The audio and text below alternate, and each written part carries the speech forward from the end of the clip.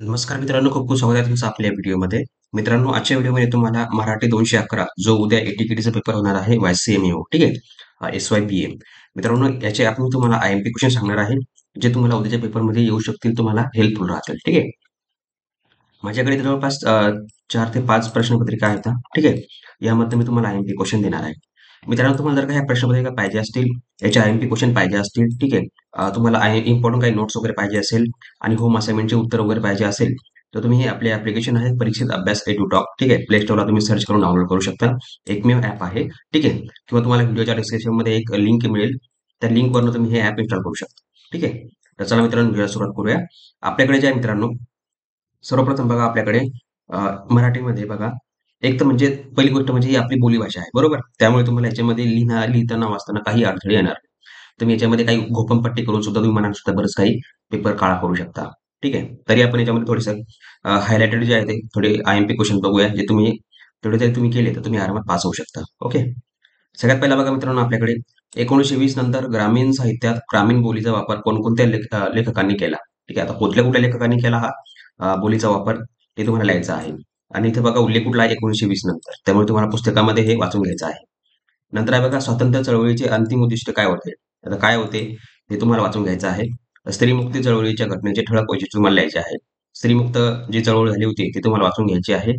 नंतर आहे मुक्तिबोधाच्या नौकाचे वैशिष्ट्य तुम्हाला स्पष्ट करायचे आहे. समोर बघूया, ग्रामीण साहित्य म्हणजे काय, ललित गद्य म्हणजे काय, दलित साहित्याचे स्वरूप तुम्हाला स्पष्ट करायचे. नंतर भारतीय विवाह संस्थेचा इतिहास हा स्त्रियांच्या दृष्टीने कसा महत्वाचा होता, बालविवाह पद्धत वगैरे तुम्ही याच्यामध्ये लिहू शकता. ग्रामीण व नागर यातील तुम्हाला फरक लिहायचा आहे, ठीक आहे.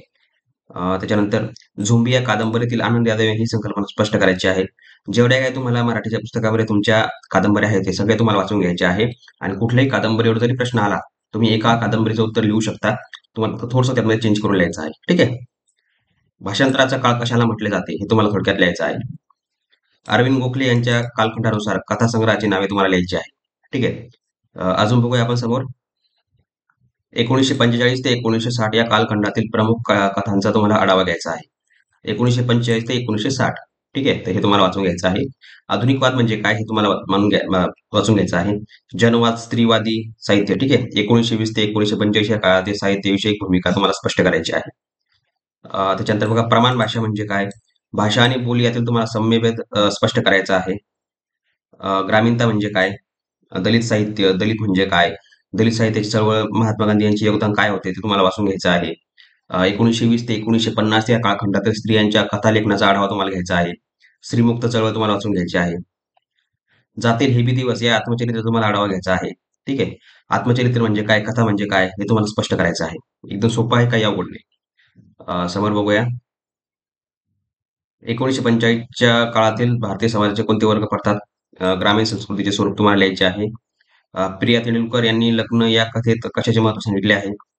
ऑफकोर्स लग्नाचे सांगितले असणार, ते तुम्हाला वाचून घ्यायचं आहे. ग्रामीण साहित्याची मर्यादा, ठीक आहे. अजून स्त्री सुधारणा विषय, ललित गद्य, ठीक आहे, दलित साहित्य, हे तुम्हाला सगळं वाचून घ्यायचं आहे. ओके. एकदम सोपं आहे, काही अवघड नाही. अजून देशीवादी विचाराची ओळख, ग्रेस आणि मनोर या दोन्ही किंच्या रचनेची प्रमुख वैशिष्ट्ये तुम्हाला द्यायची आहेत. एकदम सोपं आहे, काही अवघड नाही.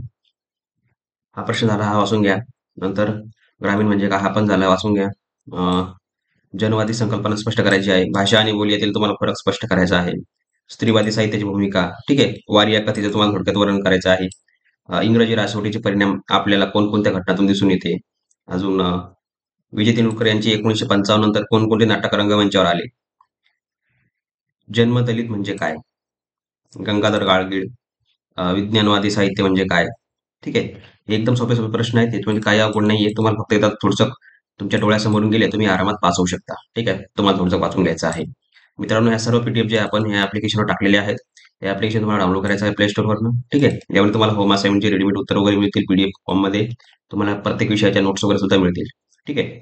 तर मित्रांनो, आशा आहे तुम्हाला व्हिडिओ आवडला असेल. तर भेटूया पुढच्या व्हिडिओमध्ये. तोपर्यंत बघत राहा, शिकत राहा. जय हिंद, जय महाराष्ट्र.